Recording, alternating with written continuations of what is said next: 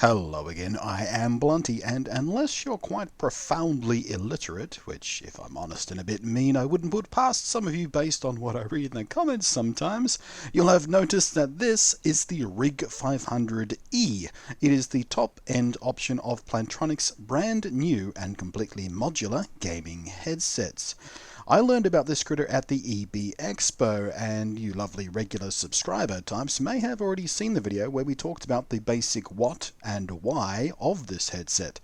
But if you missed it, in brief, it's been designed from the ground up to be super crazy flexible so you can set things up the way you like. Every component is interchangeable. The frame, the band, the ear cups, the mic, and the connection. The E edition I have here is, as I mentioned, the top end option, which means you get both styles of ear cups with a standard 3.5mm 4-pole audio adapter so you can jam it right into the PS4's DualShock 4 controller and the Xbox One's controller, or the chat adapter if you got boned by Microsoft and got one of the early versions of the controller that didn't have the audio port built in, and of course your iPhone, and on and on and on. But you also get the 7.1 Dolby Surround capable USB adapter for a full-on, clearer than a very clear thing 24-bit audio studio sound from your PC.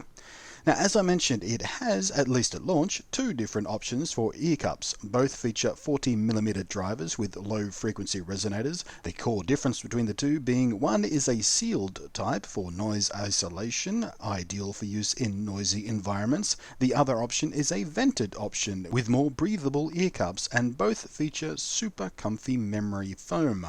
And they snap into one of three positions on the frame, with finer comfort adjustments provided by the elastic headband. This means that every time you take on and off the headset, it's going to be set up for your head. No more readjusting the little clickety ratchety sideband things. You just pop it on your head and it fits every single time.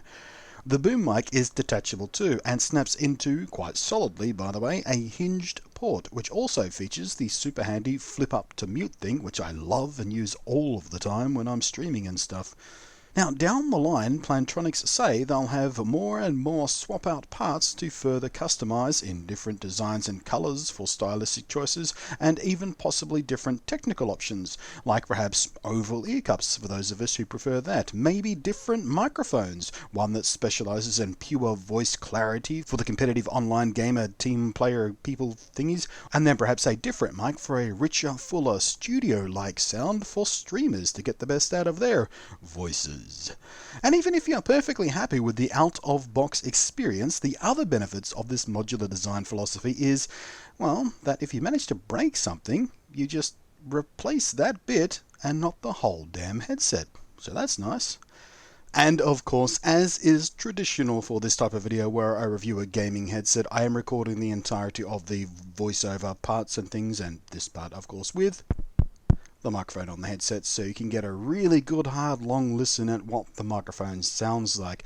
Now this is an area that a lot of headsets, even some more expensive ones, get just completely off. They jam in this crappy little thing and it's got awful noise reduction on it. Everything sounds hissy and crappy and awful. You can tell for yourself how this one sounds. It is not the best microphone I've ever come across on a headset, and we'll get to that in a second, but it is certainly well above the crowd as far as the richness of the sound goes. You can hear I'm hissing just a little bit in this thing, and that's something that people pointed out in my Twitch streams when I was testing this headset on a few streams and stuff, but compared to a lot of other headsets, it is still a very good mic. But on the flip side of that coin, the sound quality itself, the sound that gets pumped into your head, is extraordinarily good, especially for a headset in this kind of price range. And the different options range from, in Australian dollars, they're going to range from about $100 to about $200. I don't think they've set the prices in stone just yet, because these things haven't quite hit the shelves.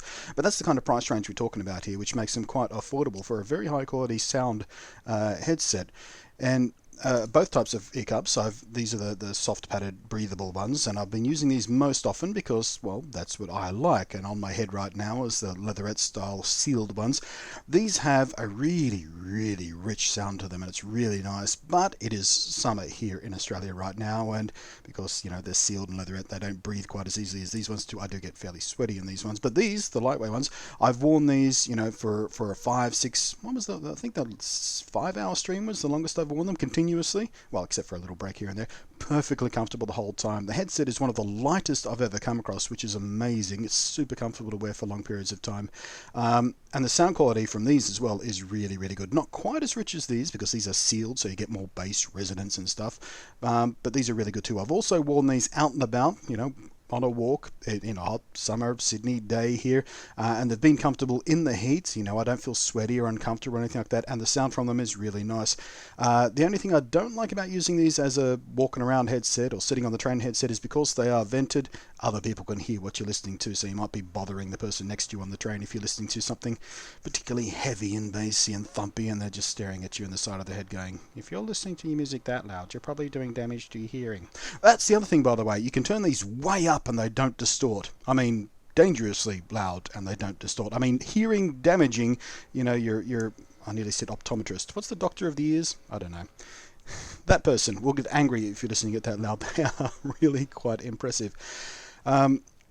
Build quality, good also. These, of course, modular. They snap in, snap out. I've snapped in and snapped out these a bunch of times. I've sat at the desk going clip, clip, clip, clip, clip, clip while I was watching TV and stuff, and they never felt like they were getting loose or janky or wearing out. I mean, of course, no one's going to be switching them out that often. You'll do it, a few times a week if you've got Bose sets. I'm putting these on because I'm going out, or I'm putting these ones on because I'm playing at the computer, that type of thing. So I think, from what I've seen so far, in my attempt to abuse them, they should be really, really tough. The headband, really flexible. You can just wrench it around and, it doesn't snap or anything like that. So I'm really encouraged by the build quality of the entire thing. What else did I need to talk about here? Lightness, mentioned that. Durability, mentioned that. I think that's about everything I needed to mention here. Now, as far as the audio quality goes from the microphone, I will be doing a video where I compare it to these, which are the Razer Kraken Pros. These are my usual recommendation for a budget-priced gaming headset because the sound is really nice from them and the microphone is reasonably good. Not brilliant, but better than most. And these, which are the high-priced headphones that I usually recommend, these are $350 worth of headphone here from Sennheiser, the Game Zeros or the Game Ones. Again, the only difference is the style of ear cup. These have a brilliant microphone on them, one of the best I've ever come across. So I will be publishing a video where I compare all three of these sort of side by side. So if you're looking for a budget-priced headset, probably between these two. If you're looking for a decent sounding headset, somewhere between these two. So yeah, keep your eye open for that. It will be following up this video fairly shortly after it goes live, not more than a day. And by the way, there is some sort of construction or destruction happening somewhere in my building right now, which is making some sort of hammer drill reverberate through the quite solid walls of my building right now. And if you're hearing that through this microphone, it's probably a bad thing. If you can't tell that it's going on, then it's probably a good thing. I won't know till I listen to this back. All I know is I can hear it through these sealed head cups, so it is quite loud. So I'll let that speak for itself. But anyway, I think that's pretty much everything I needed to tell you about the Plantronics 500E headset and 500 series in general, because these various parts and various combinations constitute the other options that are available, whose number and name things I forget, but I'll put them on screen there for you. See them there?